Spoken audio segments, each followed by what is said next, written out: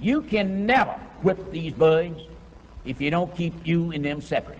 I found that out in Birmingham. You've got to keep the white and the black separate.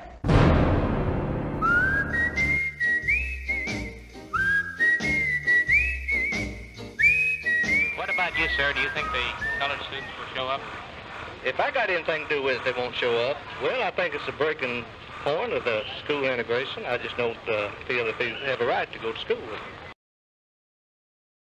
This is Central High School, Little Rock, Arkansas. Troops, which for nearly 3 weeks lined the sidewalk here in front of the high school, under orders to keep the colored students out, have been replaced now. And their orders to comply with the law, which means let the Negro students in if they come in.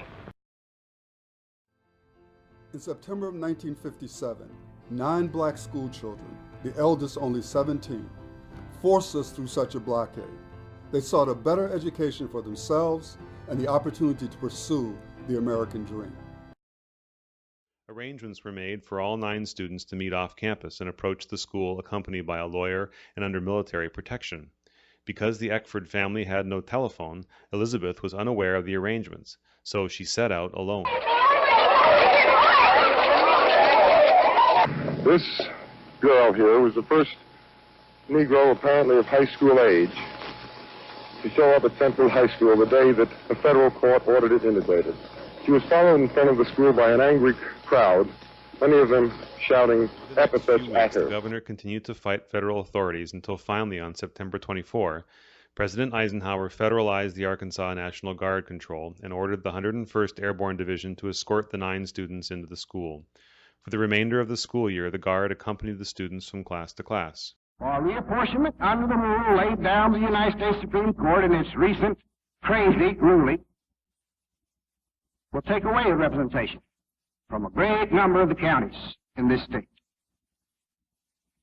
Now, I hope sincerely that you pass the resolutions that have already been introduced in both houses, calling upon the National Congress to submit to us, the people of the nation, a constitutional amendment to the United States Constitution so that we can make clear to this misguided group of people who are supposed to be judges on the U.S. Supreme Court that we don't want this kind of interference in our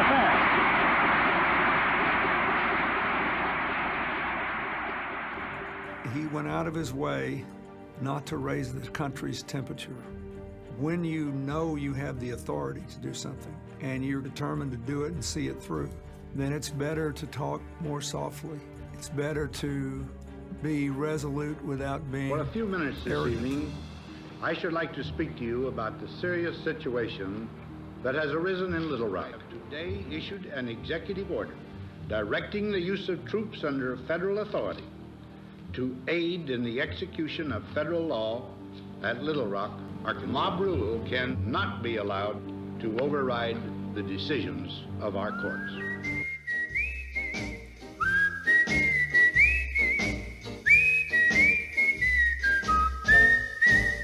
On a day